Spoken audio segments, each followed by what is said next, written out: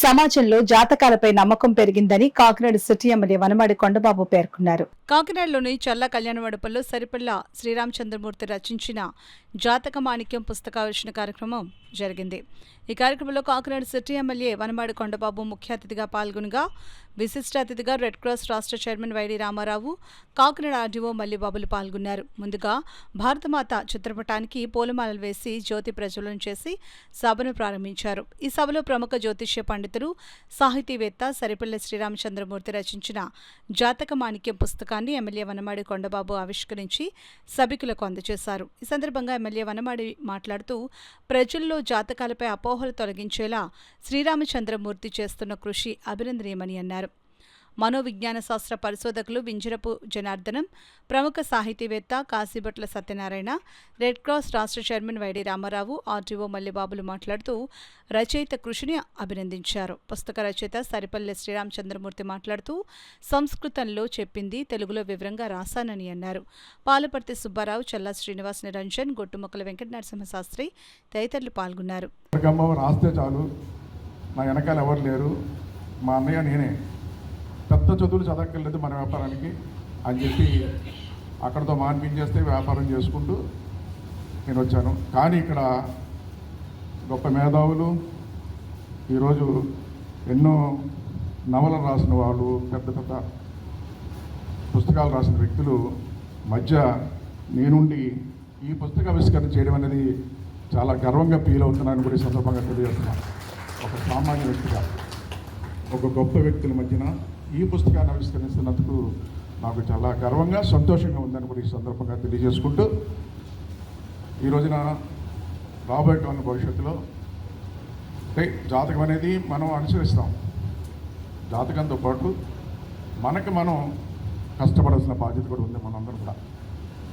ఈరోజు మీరు, మీ పిల్లలు, మీ కుటుంబాల కోసం మీరు జీవిస్తున్నారు, కష్టపడుతున్నారు. అదే సందర్భంలో ఈ రాష్ట్రం గురించి మీకు అందరూ తెలుసు. ఎన్నో ప్రభుత్వాన్ని చూశారు, ఎంతోమంది ముఖ్యమంత్రిని చూశారు, ఎంతోమంది పరిపాలన చూశారు. మీరు అన్నీ చూసిన వ్యక్తులు మీరు ఇక్కడ ఉన్నారు. ఈ రోజున ఈరోజు ఈ కూటమి ప్రభుత్వం రావాలని చెప్పి మీరందరూ కోరుకున్నారు. అన్నట్టుగానే ఈ ప్రభుత్వం వచ్చింది.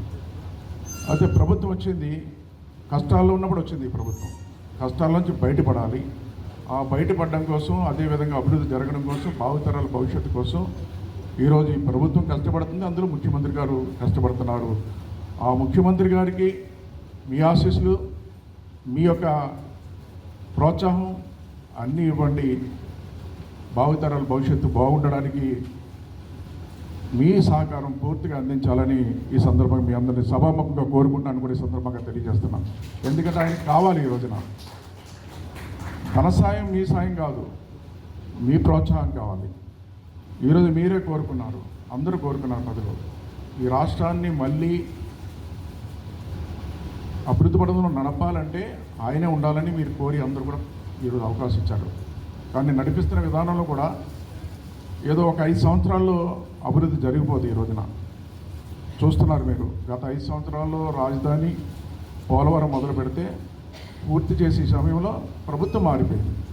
మళ్ళీ 5 సంవత్సరాలు పూర్తి చేయలేకపోయారు. నేను ఎందుకంటే ఈ 2 విషయాలు చెప్తున్నాను. ఆ 2 పూర్తయితే ఈ రాష్ట్రానికి దశ మార్చే ప్రాజెక్టులు 2 కూడా. అలాంటి 5 సంవత్సరాలు వృధా అయిపోయింది. మళ్ళీ ఈరోజు అవకాశం ఇచ్చారు. 5 సంవత్సరాలు ఈ రాష్ట్రాన్ని అభివృద్ధి చేయలేరు.